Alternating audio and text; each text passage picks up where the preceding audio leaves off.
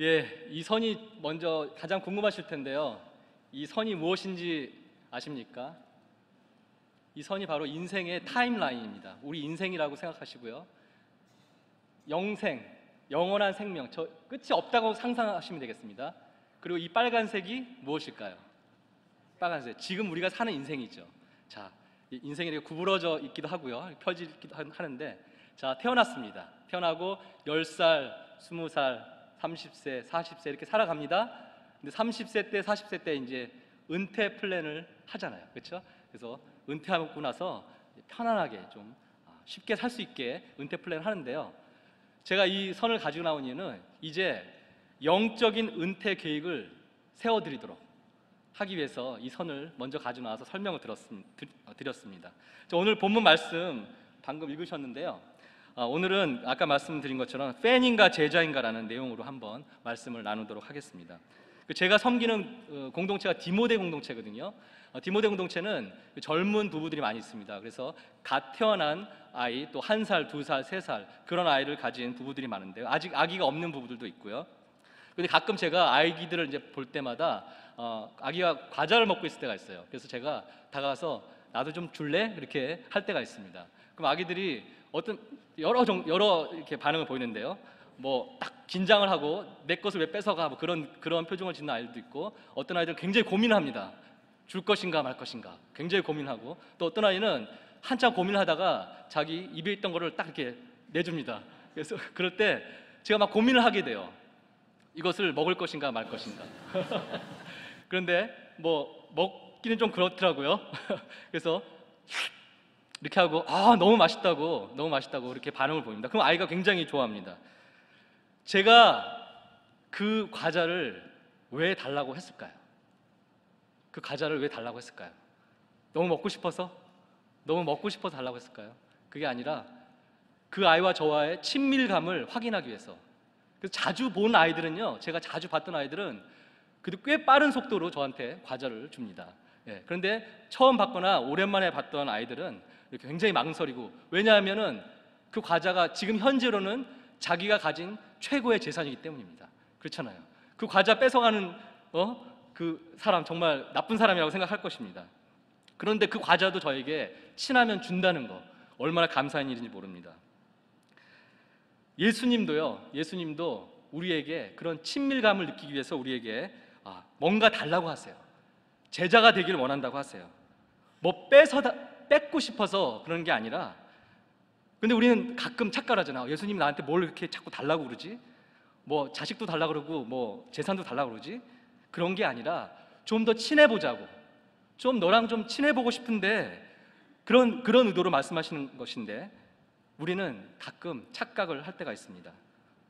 오늘 예수님은 부모와 처자와 형제와 자매와 자기 목숨을 미워해야 한다고 말합니다.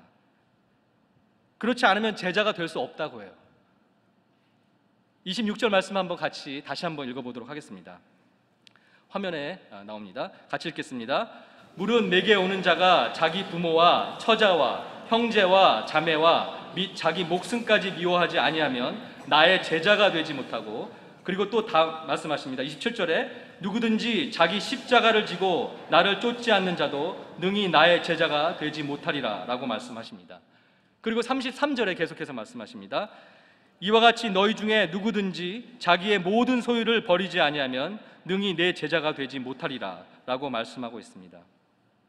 이 말씀은요, 예수님이 그 무리들에게 말씀하시는 거예요. 군중에게. 당시 예수님이 병을 고치고 이렇게 귀신을 내쫓는 그런 상황을 보이셨는데, 그러니까 인기가 높아진 거예요. 그러니까 무리들이 막 쫓고 있어요. 그 무리를 향해서 예수님이 하신 말씀이에요.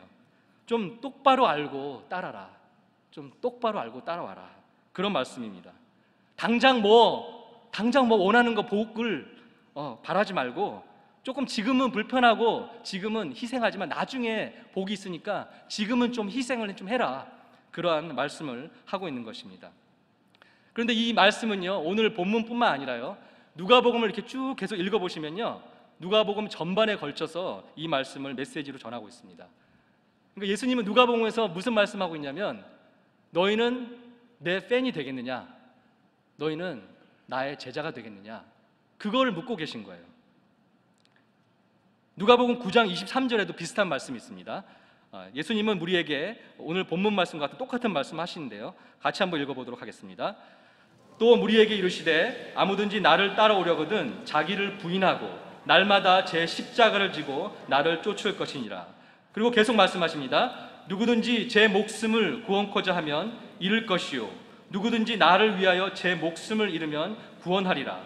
사람이 만일 온 천하를 얻고도 자기를 잃든지 빼앗기든지 하면 무엇이 유익하리요? 예수님께서 이 무리들에게 하는 말씀은 정말 제자가 되길 원하느냐, 그리고 정말 제자가 되길 원하면 낮아지고 버리고, 낮아지고 버리고, 낮아지고 버리고, 아멘 할 때까지 하겠습니다. 낮아지고 버리고, 낮아지고 버리고, 아멘. 낮아지고 버리고 하면요, 예수님은 높여주고 채워주고, 아멘. 높여주고 채워주고, 높여주고 채워주고를 하신다고 약속하셨습니다. 팬은 적당히 한 발을 걸어두는 사람을 팬이라고 하는데요, 우리 농구 좋아하시는 분들은 잘 아시겠지만 LA 클리퍼스라는 팀이 있잖아요. LA에 그 NBA 팀인데, 그 팀이 80년대 90년대는 거의 꼴찌를 헤맸어요. 그러니까 경기장에 한 15,000석이 되는 경기장에 한 1,000명, 한 10%도 안 되는 사람들이 찾았습니다. 그때 정말 못하는데도 계속 저도 찾아오는 사람이 있었어요. 영화배우 빌리 크리스탈이라는 분 아세요? 빌리 크리스탈? 그분은 매일 비가 오나 눈이 오나 계속 경기가 있을 때마다 경기장을 찾았습니다. 그런데요, 그 클리퍼스가 여러분이 너무나 잘 아시는 마이클 조던 아시죠? 마이클 조던하고 그 시카고 불스랑 경기를 하면 1년 전에 티켓이 팔렸습니다. 경기장이 꽉 차요. 마이클 조던이 경기를 안 하면은 한 1,000명, 2,000명 오던 경기장이 셀아웃이 돼서 15,000명, 6,000명으로 꽉 차게 됩니다. 그런 식으로 반응하는 사람들이 바로 그야말로 팬입니다. 팬. 그런데 빌리 크리스탈 같은 사람, 상황과 환경에 상관이 없어요. 무조건 경기장을 찾습니다. 그러한 사람이 바로 그런 충성스러운 사람들이 바로 제자인 것입니다. 상황에 관계없이 추종하는 사람들, 환경에 관계없이 환경을 초월해서 따르는 자들, 그런 분들이 바로 제자들인 것입니다. 그런데 애석하게도요, 팬은 경기장 스포츠 팬들만 있는 게 아니라 교회에도 팬들이 있으세요. 예수님을 따르는 팬들, 예수님과 적당히 거리를 좀 둡니다. 그리고 좀 굉장한 일이 벌어지면 몰려듭니다. 마이클 조던 보러 오듯이 몰려듭니다. 그리고 십자가를 지라고 하면 또 거리를 또 좀 둡니다. 거리를 두는 이유는 혹시라도 내 재산을 좀 다 내놓으라고 할까봐, 혹시라도 선교사로 떠나라고 할까봐, 혹시라도 오늘 말씀처럼 부모와 처자식을 내놓으라고 할까봐, 그럴까봐 거리를 둡니다. 그러면서 교회에서 많은 활동은 하긴 하세요. 예배도 드리고 찬양도 하고 말씀도 있고 할 것은 다 하십니다. 그렇기 때문에 팬과 제자를 구별할 수 없을 때가 굉장히 많이 있습니다. 십자가를 지라 하면, 오늘 말씀처럼 십자가를 지라고 하면 많은 분이 거절을 합니다. 자녀를 위해서 우리가 기도 많이 하잖아요. 믿음이 없는 자녀를 위해서 기도할 때 기도를 정말 열심히 했어요. 너무 열심히 했는데 이 자녀가 믿음을 갖고 이제 어떻게까지 나오냐면 신학교를 간다고 해요. 선교사로 간다고 해요. 그러면 환영하는 분들도 있지만 그건 좀 오버 아니냐? 그건 좀 오버 아니냐? 그거 광신 아니냐? 그렇게 반응하는 부모님도 꽤 있습니다. 또 가족이 믿음을 갖기를 정말 오랫동안 기도했어요. 막 10년 동안 기도했어요. 근데 그 가족이 믿음을 갖고 너무 열심을 내요. 그래서 새벽 기도에도 계속 나가고 새벽에 일어나서 막 말씀을 묵상하고 그렇게 하니까 이제는 그 기도했던 분이 그거 좀 오버 아닌가? 그거 광신 아니야? 그렇게 말을 하는 분들도 있습니다. 그리고 11조를 드리게 해달라고 해서 11조를 이제 드리게 됐는데 1센트까지 열심히 계산해서 정확하게 10의 1조를 드립니다. 그건 너무나 좋은 일입니다. 11조를 드리는 것은. 그런데요, 만약에 누군가가 10의 2조라도 드리라고 하면요, 굉장히 화를 내면서 어떻게 교회에서 그런 얘기를 할 수 있냐고 말하는 분들이 있습니다. 그리고 광신자 취급을 하는 경우도 있습니다. 또 교회에 딱 한 번 나와야 하는데 그게 균형이고 정상인데 2번, 3번, 4번, 그리고 어떤 때는 40일 연속 나오라 그래요. 그렇죠? 40일 대각성 기도회 때 그랬죠. 그러면 저 광신자 좀 균형을 잡고 신앙생활 해야 되는데 저게 뭐냐, 그렇게 생각합니다. 제가 그 일반 회사에 다닐 때가 있었거든요. 아시는 분도 아시지만 거기서 제가 이렇게 회사 생활하면서 회식을 하잖아요. 회식을 하면 술을 먹지 않고 담배를 피지 않았어요. 그런데 그때 저를 누가 힘들게 했을까요? 오히려 믿지 않는 분들은요, 제가 무슨 뭐 대단한 신앙심이라도 있나 보다, 그렇게 생각하고 처음에는 조금 강력하게 권하고 했지만 나중에는 그냥 저를 내버려 두더라고요. 그래서 저를 위해서 스프라이트도 시켜주고 콕도 시켜주고 막 그러더라고요. 그런데 오히려 저를 힘들게 했던 분들은요, 교회를 다니시는 예수님의 팬들이었어요. 네. 뭐 너만 교회 다녀? 나도 집사고 장로야, 너무 유난 떨지 마, 그렇게 말씀을 하시면서 저에게 은근하게 압박을 주셨습니다. 우리 교회에는 그런 분들이 별로 거의 없다고 생각합니다. 그런데 보통은 교회에 그러한 팬들이 많이 있습니다. 양다리를 걸치는 분들이 많다는 거예요. 그런데 사실은 저도 양다리를 걸치는 팬이었어요. 뭐 술만 안 마시고 담배만 안 폈지, 사실은 제 인생이, 제가 이렇게 그때 삶을 돌아보니까 저도 팬으로 살았더라고요. 저도 제자로 살지 않았습니다. 겉으로는 참 멀쩡하고 아주 좋은 크리스찬인 것처럼 보였는데, 좋은 종교인인 것처럼 보였는데, 제 삶을 돌아보니까 얼마나 엉터리로 살았는지 알 수 있었습니다. 왜냐하면요, 저는 그때 어떤 생각을 했냐면 균형, 중도, 막 그런 표현을 되게 좋아했어요. 무슨 말인가요? 좋은 말이죠. 균형, 중도, 굉장히 좋은 말인데, 균형과 중도는 이쪽 편도 되고 저쪽 편도 되는 거잖아요. 그런데 저는 계속 그렇게 살면서 어떤 결과가 나왔냐면 이쪽 편도 아니고 저쪽 편도 아닌 그런 저를 발견하게 되었습니다. 사단이 공격하니까 이제 속수무책이에요. 왜냐하면 이쪽 편도 아니고 저쪽 편도 아니니까 어찌할 바를 모르고 너무 강력한 공격에 넘어질 때도 있었습니다. 왜냐하면 말씀도 적당히, 기도도 좀 적당히, 뭐 이렇게 광신자처럼 하지 말고 기도도 좀 얌전하게 적당히, 또 전도도 좀 적당히, 뭐 그렇게 마켓 앞에 나와서 뭐 저렇게 보기 싫게 저렇게 전도를 하나, 그렇게 지적했던 그런 사람입니다. 모든 것을 중도적으로 균형 잡혀서 적당히 그렇게 하면 하나님이 기뻐하실 거라고 생각했어요. 그렇게 살면. 그런데 말씀을 계속 읽고 신앙생활을 하다 보니까 예수님은 중도를 원치 않으시더라고요. 예수님은 내 편에 오시기를 원하시더라고요. 중도, 균형은 좋은 말입니다. 그런데 부정적인 의미에서 균형을 말씀드린 것입니다. 이쪽 편도 아니고 저쪽 편도 아닌. 예수님은 우리가 철저하게 제자가 되길 원하시는데요, 이렇게 제자가 되길 원하십니다. 철저히 자기를 부인하라고 말씀하십니다. 날마다 제 십자가를 지라고 하십니다. 세 번째로 자기 목숨을 구하지 말라고 하십니다. 자기 목숨을 구하지 말라. 그런데 이런 말씀을 무시하고요, 중도에 서서 이 편도 아니고 저 편도 아니고 그렇게 살면 어떤 일이 벌어지는지 아세요? 어떤 일이 벌어지는지 아세요? 미적지근한 크리스천, 어떤 결과가 나오는지 아세요? 예수님은 이렇게 말씀하세요. 그런 분들을 향해서 내가 너를 부끄럽게 생각할 것이다. 내가 너를 부끄럽게 생각할 것이다. 또 이렇게 말씀하십니다. 너희가 어디서 온 자인지 나는 알지 못하노라. 너희가 어디서 온 자인지 나는 알지 못하노라.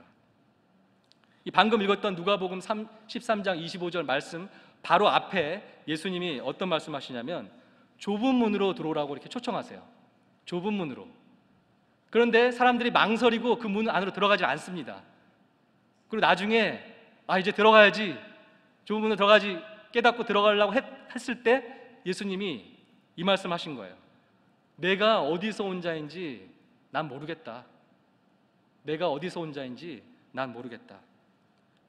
우리에게도 이런 일이 벌어질지 모릅니다. 답답함을 느끼시죠? 그럼 어떻게 해야 할까요? 어떻게? 오늘 말씀에 정답이 있습니다. 다시 한번 또 읽어보도록 하겠습니다. 시작. 물은 내게 오는 자가 자기 부모와 처자와 형제와 자매와 및 자기 목숨까지 미워하면 되는 것입니다. 두 번째로 누구든지 자기 십자가를 지고 예수님을 쫓는 것입니다. 자기 십자가를 지고 예수님을 쫓는 것입니다. 마지막으로 자기의 모든 소유를 버리는 것입니다. 여전히 좀 답답하시죠? 그럼 구체적으로 더 어떻게 해야 하나? 오늘 집에 가서 가족들을 향해서 나 네가 미워, 너랑 다시는 안 살 거야, 그렇게 하라는 말인가요? 그러면 십자가를 진다는 게 도대체 무슨 말이에요? 그런 질문이 생기시죠? 그리고 집에 가서 지금 갖고 있는 재산을 다 정리해서 나눠주라는 말인가요? 그런데 예수님은요, 자극을 주기 위해서 과장법을 많이 사용하세요. 산상수훈에서 내 눈이 죄를 짓게 하면, 간음죄를 짓게 하면 어떻게 하라고 그랬죠? 눈을 뽑아버리라고 그랬죠. 그럼 진짜 뽑으라는 말씀인가요? 그게 아니라 자극을 주기 위해서 정말 지금 그 유혹의 그 상황을 빨리 벗어나라고 자극을 주기 위해서 과장법을 사용하고 있는 것입니다. 가족을 미워하는 것, 그것도 과장법입니다. 핵심은 가족을 미워하는 것이 아니라 예수님을 더 사랑하라는 거예요. 나를 더 사랑하라고. 그런데 예수님을 더 사랑하면 어떻게 되죠? 가족을 미워하는 것이 아니라 가족을 더 사랑하게 돼요. 예수님을 더 사랑하면 가족을 더 사랑하게 돼요. 그렇죠? 또 예수님을 또 더 사랑하면 가족을 더 사랑하게 되는 것입니다.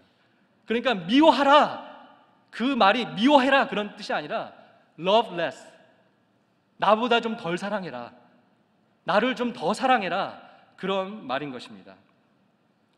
방금 말씀드린 것처럼 예수님을 더 사랑하면 가족을 더 사랑하게 되는데요, 그러면요, 오래 결혼생활 했던 분들, 왼수처럼 보일 때가 있잖아요. 그런 가족, 그런 아내, 남편이 너무나 사랑스럽고 예쁘고 귀엽게 보이게 되는 것입니다. 정말이에요. 정말이에요. 저도요, 그 말씀을 깊이 묵상하고 예수님을 정말 많이 사랑할 그럴 때는요, 그 아내가 너무 귀엽고 예쁘게 보여요. 처녀 때보다 더 예쁘다고 막 그렇게 막 얘기를 합니다. 정말 그래요. 그러니까 막 닭살 돋는다고 막 그러더라고요. 근데 정말 예쁘게 보여요. 그리고요, 막 가슴이 뛰어요. 막 15년 됐거든요, 결혼한 지. 근데 막 가슴이 뜁니다. 그런데 이 영혼이 쫙쫙 말라붙어 있으면 막 그런 생각이 들어요. 그래서 예수님을 더 사랑하는 것이 정말 중요하다는 거예요. 예수님을 더 사랑하면 아내도 가족도 더 사랑할 수 있게 되는 것입니다. 아멘. 십자가를 진다는 것, 어떤 어려움이 와도 따른다는 것이에요. 어떤 어려움이 와도, 나를 좀 불편하게 하는 것이 있어도 따른다는 것이에요. 그것이 바로 제자의 삶인 것입니다. 그런데 팬들은 어때요? 아까 클리퍼스 팬처럼 불편하면 안 합니다. 불편하면 안 와요. 그리고 어떤 팬들은요, 조금만 상처받고 조금만, 이런 분도 계시더라고요. 어떤 설교 때문에 난 떠났다, 교회를 딴 곳으로. 여전히 예수님의 팬들이에요. 예수님을 좋아해서 따르긴 해요. 그런데 제자로서 살지 않기 때문에 금세 조금만 기분 나쁘면 다른 교회로 옮기는 그런 철새의 교인이 되는 것입니다. 세 번째로 자기의 소유를 버리라는 것. 이 말씀은 내가 가진 재산보다, 내가 가진 부보다 예수님을 더 우선으로 생각하라는 말씀입니다. 그 성경에 그런 말씀이 나오거든요. 부자 관원이 이제 예수님을 만나러 왔습니다. 그리고 영생을 어떻게 얻겠습니까? 라고 질문했더니 예수님이 부자 관원에게 이렇게 말을 하십니다. 내 재산을 다 팔아서 가난한 자들에게 나눠주거라. 그랬더니 이 부자 관원이 막 근심을 하면서 돌아가요. 막 근심을 하면서. 저는 그 말씀을 읽으면서 참 그래도 이 부자 관원이 참 귀엽다는 생각이 들었어요. 왜냐하면 근심이라도 하잖아요. 네, 근심이라도 하잖아요. 그런데 오늘날 많은 팬들은요, 근심조차 하지 않습니다. 네, 당연히 부가 먼저, 그 다음에 예수님. 네, 당연히 부가 먼저, 예수님이 그 다음. 그리고 결정적인 순간에는 말로는 예수님이 최고예요, 예수님이 내 인생의 전부예요 하지만 결정적인 순간에는 예수님 대신에 부를 선택합니다. 소유를 선택합니다. 그래도 조금 더 나은 분들이 계신데요, 이제 결심을 해서 11조를 드리는 분들인데요, 그런데 11조에 대해서 잠깐 나누면요, 11조를 드리고 끝! 나는 내가 할 도리를 다 했다, 그렇게 생각하는 분들이 많으세요. 팬들의 생각이에요. 왜냐? 하나님이 주신 10개를 주셨잖아요, 우리에게. 그러면 그 10개가 다 하나님 것이잖아요. 그런데 그 중에서 한 개만 바치라고 하니까 얼마나 감사해요. 그렇잖아요. 그 나머지 9개 가지고 살라고. 네. 그런데 한 개 드렸으니까 저는 끝났습니다, 제가 할 일 다 했습니다, 그런 마음은 바로 팬의 마음이고요. 제자의 마음은요, 주님, 제가 9개를 잘 쓰고 있는데요, 제가 조금 더 절약해서 요거 가지고 주님이 마음 두신 그 가난한 자를 좀 도울게요, 조금 더 이거 명품 안 사고 이렇게 도울게요 하는 그 9개 중에 조금이라도 더 드리고 싶은 그 마음, 그 마음이 바로 제자의 마음이고, 내 재산 위에, 내 부 위에 예수님을 먼저 두는 그런 마음인 것입니다. 결국은 무슨 말입니까? 결국은 무엇이 우선인가? 무엇이 우선인가에 대한 말인 것입니다. 팬은요, 내 기분, 내가 우선이에요. 내 감정. 네. 그런데 제자는요, 예수님이 우선입니다. 예수님이 중심이에요. 팬은 자기 기분이 채워지지 않고 내 감정과 감성을 채워주지 않으면 떠납니다. 그런데 제자는요, 상황과 여건에 관계없이 예수님을 끝까지 따릅니다. 팬은요, 대가를 치르려 하지 않습니다. 그런데요, 제자는요, 대가가 뭔데요?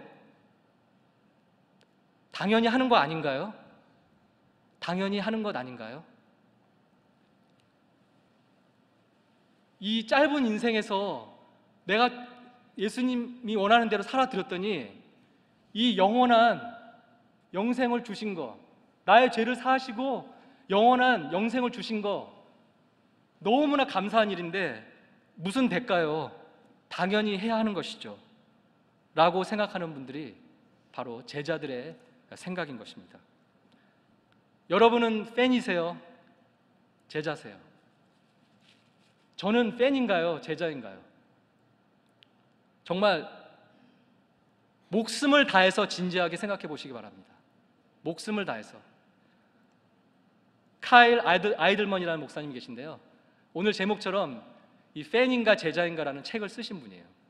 그분이 예수님의 예수님의 팬에 대해서 이렇게 말을 하고 있습니다. 이런 분들이 팬이라고 말을 하고 있습니다.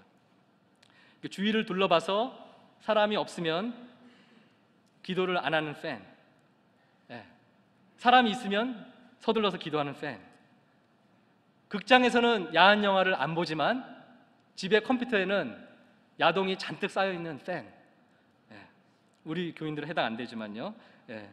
그리고 헐벗고 굶주린 사람을 돕고 나서 만나는 사람마다 그 이야기를 하고 자랑을 늘어놓는 팬, 아는 사람이 많은 교회에서는 헌금을 잘 하지만 거린들이 지나가면 눈길조차도 주지 않는 팬, 그리고 남들이 잘 못하기를 은근히 바라면서 정말 결과가 잘 안 되면 속으로, 겉으로는 안 그러지만 속으로 은근히 기뻐하는 팬. 남들에게 좀 자랑하고 싶어서 자식을 키우는 팬. 그리고 이런 내용을 듣고도요, 이것은 저 사람 이야기야, 이것은 내 아내 이야기야, 그 사람이 좀 이거 들었으면 좋겠어 라고 생각하는 팬. 그리고 마지막으로 하도 가면을 오래 써서요, 내가 가면을 쓰고 있는지조차도 모르는 팬. 그런 팬들이 있다고 아이들만 목사님은 말씀하고 계십니다. 반면에요, 이런 팬이 있다면요, 또 이런 제자들이 있어요. 제가 어떤 한인 사회의 언론인과 대화를 한 적이 있어요. 한 3시간 정도 대화를 한 적이 있는데요, 한 80세 정도 되는 노인이었습니다. 그분이 3 자녀가 있었는데요, 2 자녀가 하버드 법대를 나왔다고 해요. 그래서 아유, 또 자녀 자랑 하시는구나 그렇게 생각하고 듣고 있는데 굉장히 놀라운 이야기를 말씀하셨습니다. 첫 번째 아이가 아들이었는데요, 하버드 법대를 나와서 변호사가 되어서 이제 열심히 잘 활동하다가 나한테 안 맞는다고 저 LA 북쪽에 샌프란도라는 도시, 그 밸리라는 지역이 있는데요, 거기에서 초등학교 교사가 되었다고 합니다. 그리고 이후로 몇십 년 동안 교사로 활동을 했다고 해요. 하버드 법대 나와서 변호사 잘하고 있는데. 근데 그 2번째 딸 아이 이야기는 더 놀랍습니다. 역시 하버드 법대를 나와서 변호사가 되었고요, 뉴욕의 그 아주 큰 재정회사에 그 변호사가 되었는데 너무 연봉도 높고요, 잘 나가고 있는데 아이를 낳고 나선 변호사 일을 그만둔 거예요. 왜 그만두냐면은 이 아이는 돈으로 키우는 것보다 내 사랑으로 키우는 게 더 낫다고 판단이 들어서 그렇게 했다는 거예요. 그래서 딸아이 집을 찾아갔는데 정말 허름한 소파 위에서 아이의 젖을 이렇게 먹이는 모습을 보면서 참 고맙기도 하지만 참 아쉽다, 참 아쉽다라는 생각이 들었다고 합니다. 제가 뭐라고 그랬는지 아세요? 그분한테 아유, 참 아깝네요, 아유, 하버드 대학교 법대 나와서 변호사가 돼서 그렇게 말씀드리지 않았고요, 선생님, 한 인간의 성공 스토리를 들은 것 같습니다. 성공 스토리. 제자들의 삶이 바로 이런 모습입니다. 삭개오도요, 당시 정말 가장 사악한 사람이라고 했거든요. 정말 저런 죄인이 없어, 그런 사람이었는데 곧바로 예수님이 제자로 부르시니까 제자가 되어서요, 자기 재산의 절반을 가난한 사람들에게 나눠주고 또 자기가 사기를 쳐서 번 돈이 있다면 4배로 갚겠다고 예수님께 고백을 합니다. 사도 바울도요, 얼마나 유대인으로서 많이 배웠어요. 그 전통 그거 다 버리고 예수님이 오라 하시니까 예수님을 따라가는 그런 모습, 하나님의 뜻에 따르는 그 모습. 자, 제자가 되는 방법. 팬이었습니까? 제자가 되는 방법. 이렇게 말씀하세요. 날마다 노력하겠습니다. 날마다 노력하겠습니다. 날마다 노력해서는 안 돼요. 노력 가지고는 안 돼요. 날마다 죽어야 되는 거예요. 죽도록 공부했는데, 죽도록 공부해서 하버드 대학교 갔는데 그거 내려놓기 노력으로 됐겠습니까? 죽은 거예요, 그냥. 말씀 앞에, 가치관 앞에 죽은 거예요. 마지막으로요, 예수님이 우리에게 제자가 되길 원하시는 것은, 또 제가 아까 처음에 말씀드렸던 것처럼 아이들에게 과자를 달라고 하는 것은 뭔가를 빼내기 위해서, 뭔가를 빼먹기 위해서 그런 게 아니잖아요. 너무 잘 아시죠? 우리랑 더 친숙해지기 위해서, 그 나라로 초청하기 위해서, 그 영광을 나누고자 우리를 그렇게 초청하시고 제자가 되기를 원하시는 것입니다. 예수님이 이 온 우주의 창조자가 무슨 우리의 11조 12조 필요하시겠어요? 그 마음을 보시고 더 친해지기 위해서 그 제자의 자리로 초청하시고 있는 것입니다. 뭐 여러 가지 제자가 되는 방법이 있는데요. 우리 교회 지금 앞에 나가시면 이제 테이블이 쫙 놓여 있을 겁니다. 제자 훈련, 뭐 화요 여성 축제, 뭐 수요 성경 공부, 전도 폭발, 뭐 그런 훈련을 마련한 게 우리를 힘들게 하기 위해서, 막 괴롭게 하기 위해서 그렇게 하는 것이 아니라 좀 예수님과 더 친해지라고, 그 하늘의 영광을 좀 공유하라고 그런 프로그램들을 제공하고 있는 것입니다. 아멘. 네. 다 여러 사정이 다 있으시잖아요, 그렇죠? 그래서 그 사정 때문에 그런 훈련을 못 하시는 거 이해가 충분히 됩니다. 정말 충분히 돼요. 그래서 죄의식 갖지 마세요. 다른 방법으로 제자로서 살 수 있습니다. 그런데요, 나는 좀 편한 게 좋아. 나는 그냥 이대로가 좋아. 주일 그냥 썬데이 크리스천이 좋아. 그런 분이라면요, 꼭 나가시면서 꼭 사인하세요. 그것이 제자가 되는 첫 발입니다. 첫 단추입니다. 팬이십니까? 제자십니까? 그리고 무엇을 선택하시겠어요? 팬이 되시겠어요? 제자가 되시겠어요? 아까 선에서 보신 것처럼 그 영생의 길로 가시겠어요? 아니면 그저 그렇게 이 땅에서 60세, 70세에 오는 그 리타이먼트 플랜 그것만 생각하고 사시겠어요? 그런데요, 예수님은요, 우리를 제자로 초청하신 다음에, 자, 초청했으니까 너가 알아서 해봐, 자, 고생 좀 해봐, 그러지 않는다는 것입니다. 우리가 제자 훈련을 하고 이런 여러 가지 훈련을 할 때 훈련자들이요, 숙제 막 던져주고 알아서 해봐, 그러지 않고요, 어떻게 하면 숙제를 더 잘할 수 있을까, 어떻게 하면 저분이 신앙으로 더 성장되게 할 수 있을까 하고 같이 고민을 합니다. 예수님은 더 하세요. 예수님은 우리의 짐마저도 계속 같이 지고 같이 가고 계신 거예요. 제자가 되면요, 좁은 문으로 들어오면 예수님이 어떤 약속을 하셨는지 아세요? 복음서에 나오는데요, 이렇게 약속하고 계세요. 이 땅에서 100배의 상급을 주겠다고 약속하세요. 제 말이 아니라 복음서에 나와 있는 말씀입니다.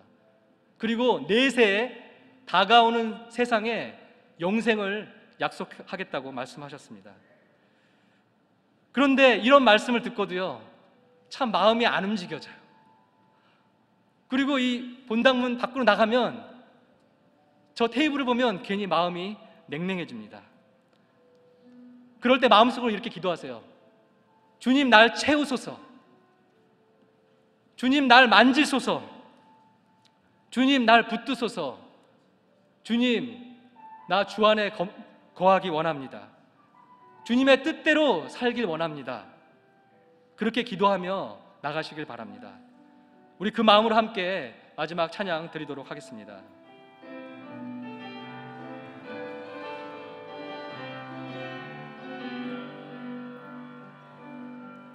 나 주님 보기 원하네, 아버지의 사랑, 날 자녀 삼아 주신 주 사랑합니다.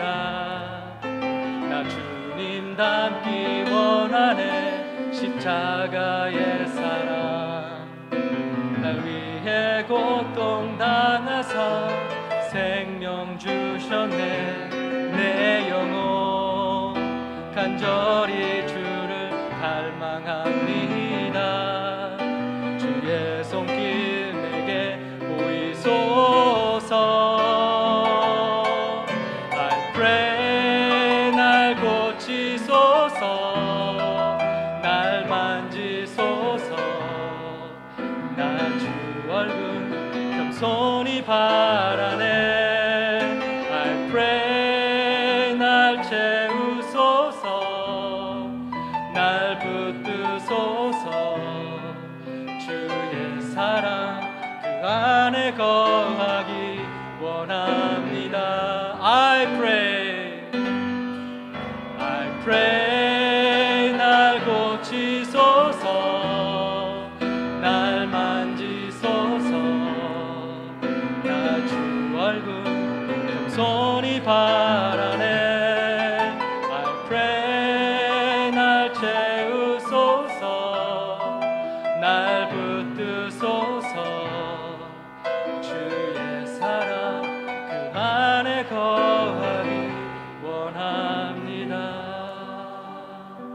기도하겠습니다. 주님을 닮기 원합니다. 그 십자가의 사랑을 마음속에 품길 원합니다. 간절히 주를 갈망합니다. 주님의 손길 나에게 보이시고 나를 고치시고 나를 만지시고 나를 채우시고, 그리고 내가 주님의 그 사랑에 거하길 원합니다.